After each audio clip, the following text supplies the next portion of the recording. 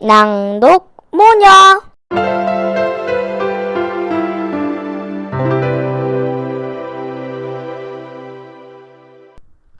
세계 여러 나라의 신비로운 전래동화 러시아 편 뼈다리 바바 야가. 옛날 옛적 어느 숲가에 마샤라고 하는 소녀가 아버지와 계모와 함께 살고 있었습니다. 그런데 계모는 아버지가 있을 때는 마샤에게 아주 상냥하게 대했지만 아버지가 집을 비우면 마샤를 마구 부려먹었어요. 마샤야, 이거 해! 마샤야, 저거 해! 이런 식이었어요. 마샤가 어떤 일을 하든 계모는 만족하지 않았습니다. 항상 따끔한 핀잔만 들을 뿐이었죠. 어느 날 아버지가 멀리 떨어진 마을에 사는 친구를 만나러 갔을 때 계모가 말했습니다. 마샤야, 내가 내일 너의 옷을 만들어 주려고 해. 그러니 숲속에 사는 내 언니한테서 바늘과 실을 빌려오너라. 바늘과 실을 빌려오라고요? 찬장에 바늘과 실이 많이 있는데요. 마샤가 놀라서 물었습니다. 따지지 마! 계모가 말했습니다. 가라면 가야지. 그리고 언니한테 내가 보내서 온 거라고 꼭 말씀드려라. 하지만 길도 모르는걸요? 마사가 말했습니다. 그건 어렵지 않아. 집 뒤에 나 있는 길을 따라서 똑바로 가기만 하면 된다. 마샤는 바보가 아니어서 계모가 자기를 없애려 한다는 것을 당장 알아차렸습니다. 숲속에 도대체 누가 산다는 거예요? 늑대, 곰, 늙은 러시아 마녀인 뼈다리 바바야가밖에 더 있겠어요? 하지만 마샤는 어쩔 수가 없었어요. 계모가 시키는 대로 가야 했습니다. 마샤는 금발머리를 빗어 굵고 길게 따았습니다. 그리고 머리끝에 빨간 리본을 묶었습니다. 마샤는 계모에게 가는 길에 먹을 음식을 좀 싸달라고 부탁했습니다. 계모는 딱딱한 빵 한 덩어리와 고기 한 점이 겨우 붙어 있는 뼈다귀를 마샤에게 주었습니다. 마샤는 그 음식을 받아서 친엄마가 쓰던 면 보자기로 잘 쌌습니다. 그리고 길을 떠났습니다. 마샤는 숲으로 난 길을 따라 똑바로 갔습니다. 한참을 걷다가 지쳐서 나무 그루터기 위에 앉아서 쉬고 있었습니다. 그렇게 쉬고 있는데 회색 쥐가 숲에서 기어나오더니 코를 킁킁거리는 것이었어요. 배고파 보이는구나. 마샤는 이렇게 말하고 보자기를 펴서 빵 부스러기를 쥐에게 주었습니다. 쥐는 빵 부스러기를 받아 먹은 뒤 마샤를 올려다보고 말했습니다. 금발의 소녀로구나? 왜 이 깊은 숲속을 혼자 헤매고 있니? 계모의 심부름을 가는 길이야. 숲속의 계모의 언니한테서 바늘과 실을 빌려와야 한단다. 마샤가 대답했습니다. 아, 쥐가 한숨을 쉬었습니다. 계모는 너를 앙상한 다리의 바바야가에게 보낸 거야. 하지만 넌 마음이 착하니까 걱정하지 않아도 돼. 쥐는 이렇게 말하고 꼬리를 흔들며 사라졌습니다.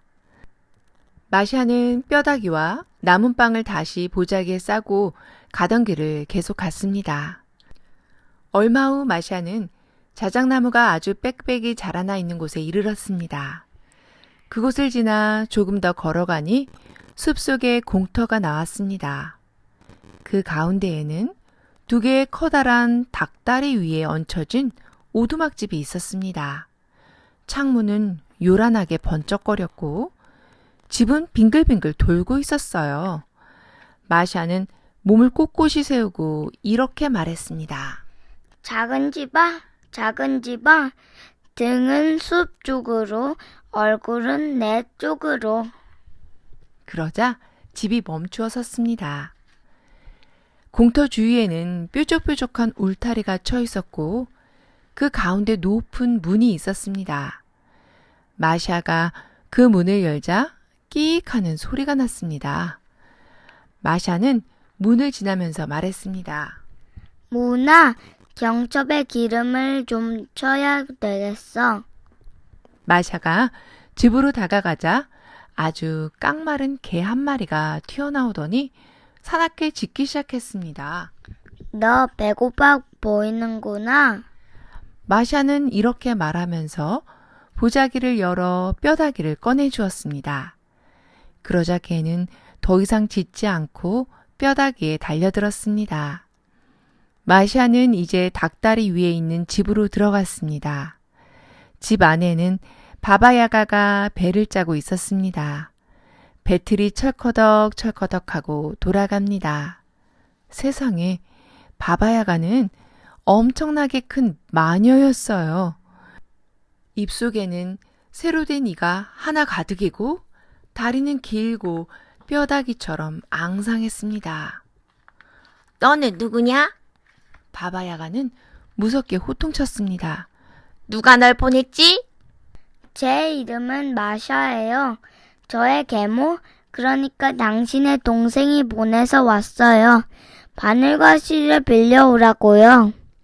바늘과 실을 빌린다. 그게 무슨 뜻인지 알겠군. 바바야가가 말했습니다. 내가 준비하는 동안 너는 일을 하고 있어야 한다.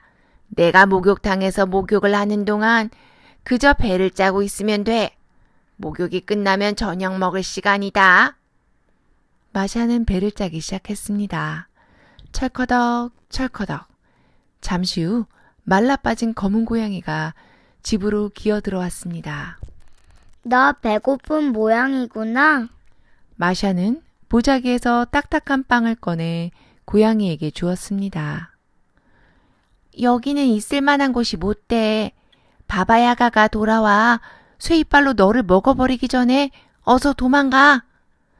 고양이는 빵을 맛있게 먹은 뒤 마샤를 쳐다보고 말했습니다. 하지만 바바 야가가 쫓아와서 날 다시 잡아갈 텐데. 마샤가 말했습니다. 탁자 위에 빛과 수놓은 수건이 있는데 그걸 가지고 가. 바바야가가 숲에서 따라오거든. 먼저 수건을 던지고 다음에 빛을 던져야 해. 하지만 배짜는 일을 어떻게 하고? 철거덕 소리가 나지 않으면 바바 야가가 목욕탕에서 나와서 쫓아올 거야. 나는 대문 앞에 가기도 전에 붙잡히고 말걸. 내가 대신 배를 짜고 있을게. 고양이가 말했습니다. 고마워, 착한 고양이야. 마샤는 고양이에게 인사를 하고 수건과 빗을 집어들었습니다. 참, 떠나기 전에 할 일이 한 가지 있어. 그리고는 바바야가의 램프 옆에 놓여있는 기름병을 집었습니다. 그러는 사이에 고양이는 배를 짜기 시작했습니다. 하지만 어떻게 배를 짜는지 전혀 몰랐기 때문에 순식간에 실이 엉망으로 헝클어져 버렸어요. 하지만 고양이는 배틀을 계속 철커덕 철커덕 돌렸습니다. 마샤가 집 밖을 나서자 개가 달려와서 꼬리를 흔들고 손을 핥았습니다. 마샤는 대문의 경첩에 기름을 쳤습니다. 그래서 문을 열 때 소리가 나지 않았죠.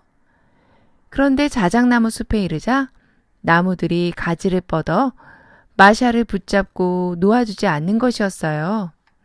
그래서 마샤는 머리끝에 리본을 풀어서 나뭇가지 하나에 예쁜 나비 모양으로 묶어주었습니다. 그러자 자작나무들이 가지를 들어올리고 잎사귀를 살랑거리면서 마샤를 보내주었습니다. 마샤는 달리고 달리고 또 달렸습니다. 바바야가는 목욕탕에서 나왔지만 배틀 소리가 계속 났기 때문에 서두르지 않았습니다. 아가야, 배를 잘 짜고 있겠지? 바바야가는 창문 밖에서 물었습니다. 예, 아줌마. 고양이가 마샤 목소리를 흉내내어 대답했습니다. 하지만 목소리가 약간 이상했기 때문에 바바야가는 그것이 고양이라는 걸 알아차렸습니다. 바바야가는 집으로 돌아오면서 고양이에게 국자를 집어 던졌습니다. 그리고 무섭게 야단쳤습니다. 왜 마샤를 그냥 보냈지? 왜 그의 누나를 뽑아버리지 않았어? 저는 오랜 세월 동안 당신을 모셨습니다만 탐빵 껍질을 한 조각 얻어먹어보지 못했어요. 하지만 마샤는 자기 빵을 나누어 주었죠. 고양이는 꼬리를 동그랗게 말고 등을 구부리면서 말했습니다. 바바야가는 킁킁거리며 밖으로 나갔습니다. 개야, 왜 마샤를 가게 내버려 두었지? 왜 짖지도 않고 물지도 않는 거야? 이렇게 개를 매섭게 몰아세웠습니다. 개는 바바야가를 똑바로 쳐다보며 말했습니다. 저는 오랜 세월 동안 당신을 모셨습니다만 말라빠진 뼈다귀 한 조각 먹어본 적이 없어요. 하지만 마샤는 고기까지 붙어있는 신선한 뼈다귀를 던져주었죠. 바바야가는 쿵쿵거리면서 대문을 향해 갔습니다. 그리고는 대문에게 따졌습니다. 대문아, 왜 마샤를 보낸 거지? 왜 끼익 하지 않았어? 저는 오랜 세월 동안 바바야가님을 모셨습니다만 그 대가로 아무것도 받은 것이 없어요. 하지만 마샤는 내 경첩에 기름을 쳐주었죠. 대문이 대답했습니다. 바바야가는 대문을 열고 성큼성큼 걸어갔습니다. 자작나무야, 왜 마샤를 그냥 보냈지? 왜 가지로 마샤를 붙잡지 않은 거야? 저희는 오랜 세월 동안 당신을 모셨습니다만 당신은 끈 한 번 가지에 묶어준 적이 없어요.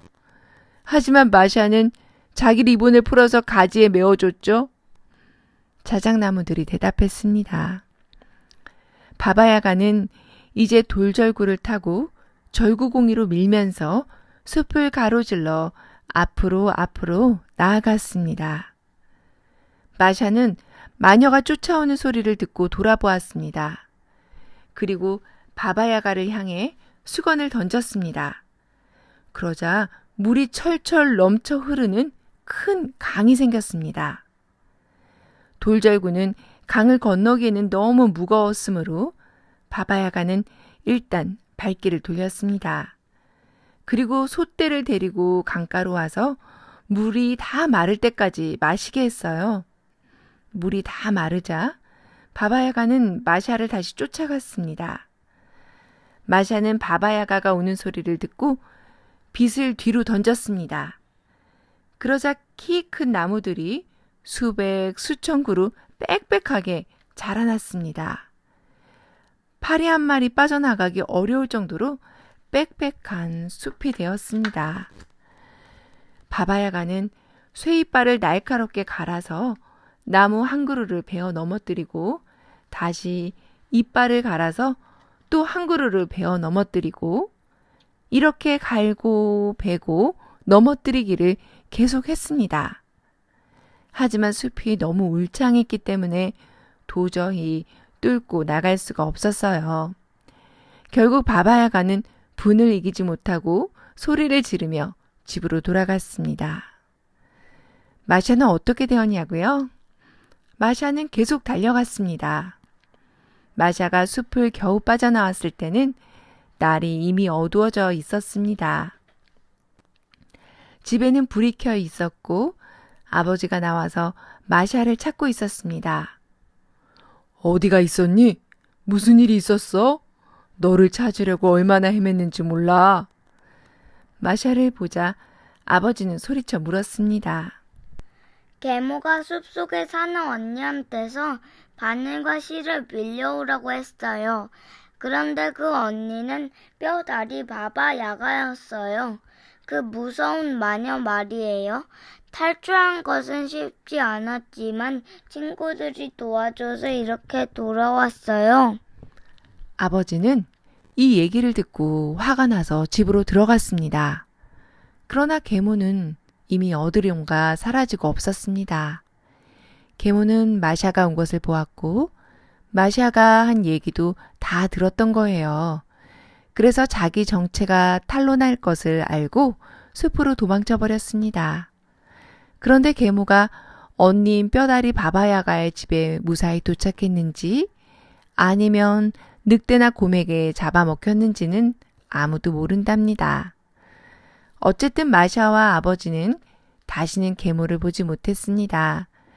그리고 그 뒤로 두 사람은 숲가에 있는 그 집에서 평화롭고 행복하게 살았답니다.